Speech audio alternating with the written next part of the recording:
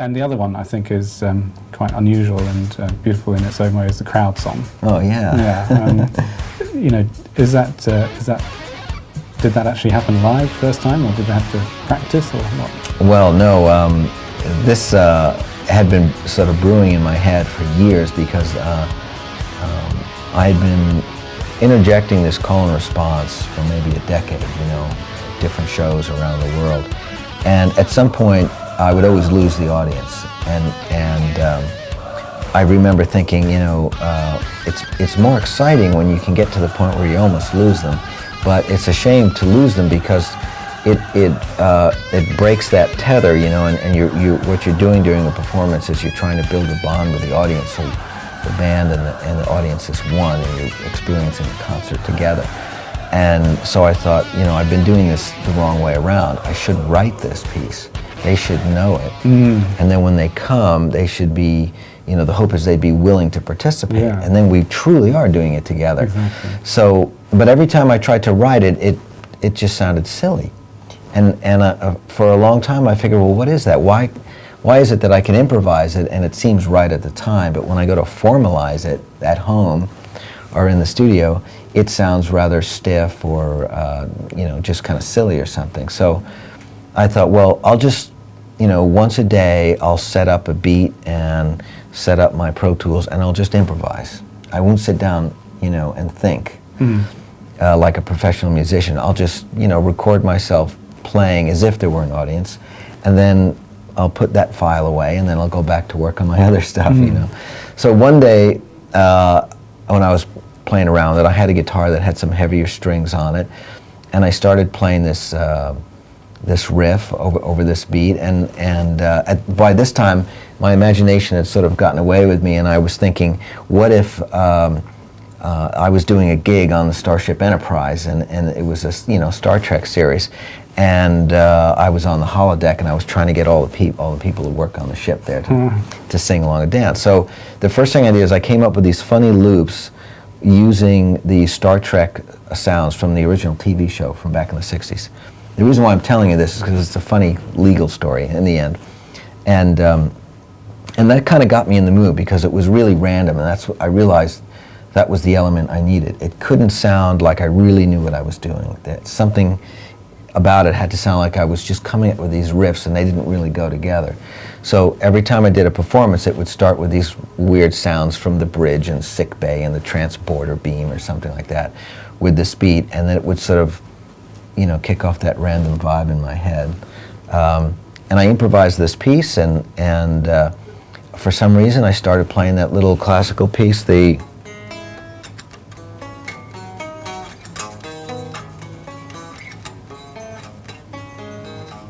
by Fauré, you know, the Pavane, and then I went back into making some silly noises and stuff, and I didn't play too fast, I didn't play too slow, and it, you know, it was just bluesy enough, and when I finished the end of it, I thought, well, that was pretty good. It doesn't really make sense why there should be a Star Trek beginning, you know, a little heavy rock riff, some blues lines, and all of a sudden this classical piece from 1886 thrown in, truncated, but I kind of liked it, so I left it, and every day after that I kept listening to it, and I thought, this has really got something. It's just something about it is completely random. It's just like someone had done a sort of a cut and paste song, you know what I mean? Grabbing riffs, and they just all happened to be in C sharp, you know?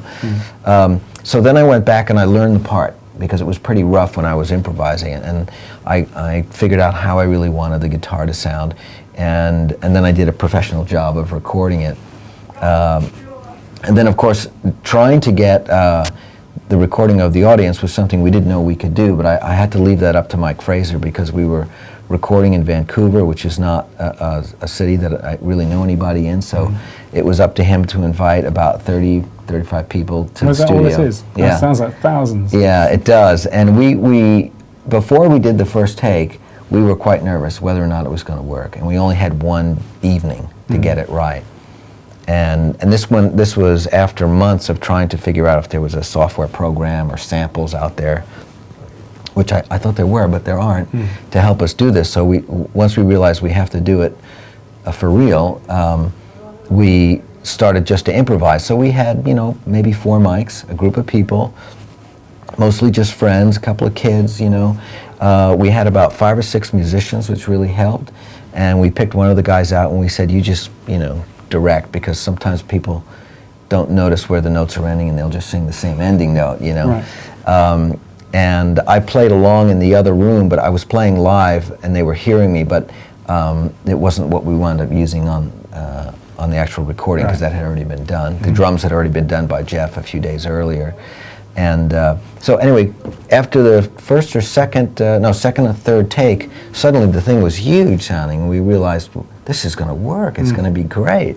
So then it was, you know, we had to instruct them not to be so literal with their responses. So we got, I don't know, I'm going to guess maybe 15 really good ones. And then we said, okay, this time, don't sing, just scream, or whistle, or do whatever you want, or start up a conversation with the guys next to you, or something like that. And we got this sort of variation of good responses, you know, a group of people who really didn't care, you know, just some random noises, whistling, we have background noises, and we all sort of mixed it in, and we tried to get the thing to grow as it went along that way. Yeah. And on my original keyboard performance, eventually, which I had done with some orchestra patch, our editor, Eric Codieux down in LA, had found some sort of church organ sample.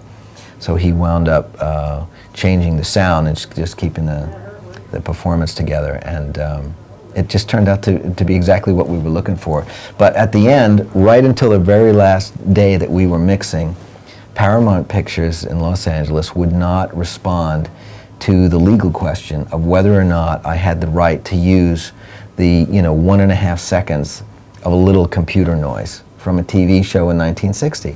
Where is that on the song? Do you know? Well, what it's not on there, and it's not on there anymore. Sony, my record label, wanted me to absolve them of any litigation that might pop up. So there I was by myself thinking, do I want to get sued by Paramount Pictures, you know, by the Star Trek, you know, conglomerate. So I thought, okay, who needs that? Because actually I realized it was just for me. Yeah. So the title, which was originally Party on the Enterprise, was removed. We removed the samples, which was easy enough. They were just sitting on a couple of tracks.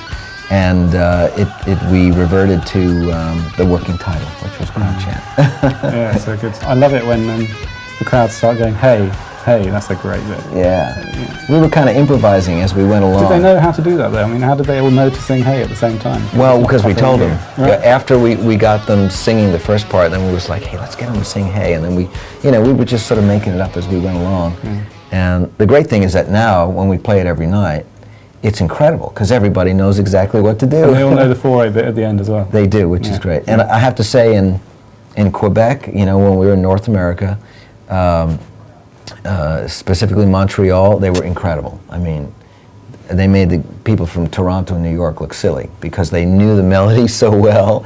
And as soon as we got to France at the beginning of this tour, it was no problem. Whether it was an indoor arena or an outdoor show, it seemed like everybody could just hook right onto that for a melody and sing it. So it's been really a lot of fun. Birmingham's going to win tonight. Okay.